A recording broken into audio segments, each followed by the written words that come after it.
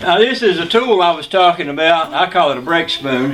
I have used one of these before, but the one I had I lost or misplaced, or it might have been my dad's, and I never got one of my own.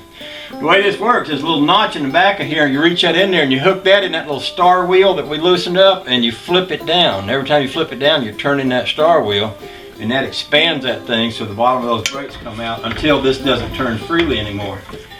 In order to do that, the best way I found is just to get under the car. I'm going to get me a broom and sweep the dirt up that I made here when I took that old one apart, so I can lay down on the ground without laying in all that dirt.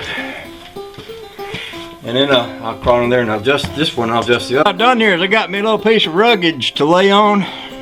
Well, I don't have to lay on that cold floor. I know that's real high-tech stuff. That's the kind of thing I hate to show, because I know old 63 Impala ain't got that kind of high-tech, you know, ability to lay on a cold concrete floor under a car with a piece of ruggage, you know, because he's got that old lift, which keeps him from, I'll put y'all over here. I know see what I'm doing when I'm messing around with this thing like that. Anyway, I was saying that old high-tech, that lift thing he's got, kind of keeps him from being able to enjoy the niceties of having a little piece of ruggage under your back when you lay it on the floor. Just takes all the fun out of that, you know. So for that reason, I try not to talk about it a lot, because I don't want to make him feel bad. He's a good fella, and I don't want to feel bad about me having something that he ain't got and all. This is what I'm going to do, if y'all can see that, is I'm going to find that little star wheel. You hear it? Just spun it around. It probably works a little better if you got the wheels on it, but I think I can do it with the wheels off. I don't want to put them back on it. I could, I suppose, just to, I could put the nuts on there and tighten them down to hold them drums in place, couldn't I? I could do that. Hang on a second.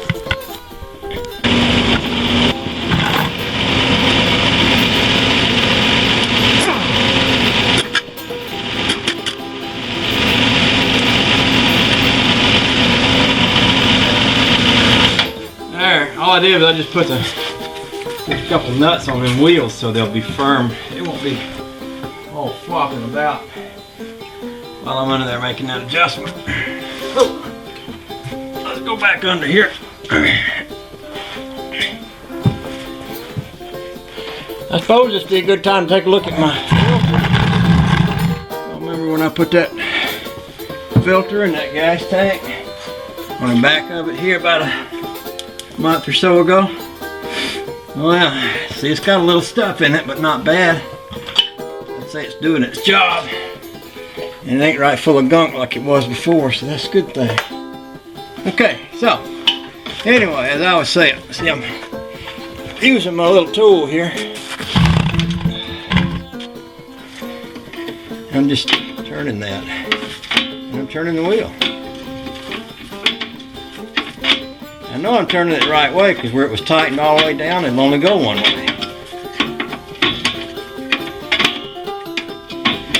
At a certain point, I'll feel that start to grab.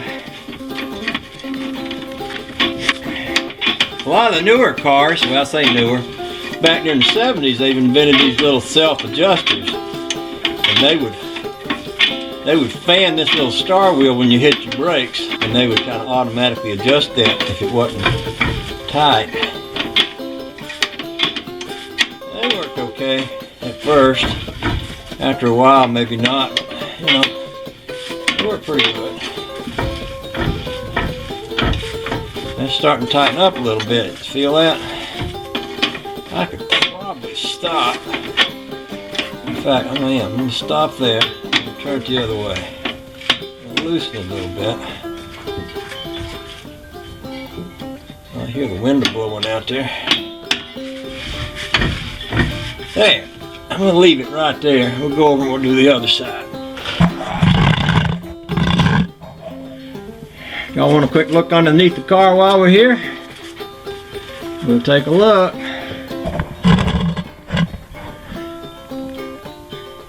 Oh, look at them pretty exhaust pipes. Oh, the joy. She just looks lovely. It looks lovely. Yeah.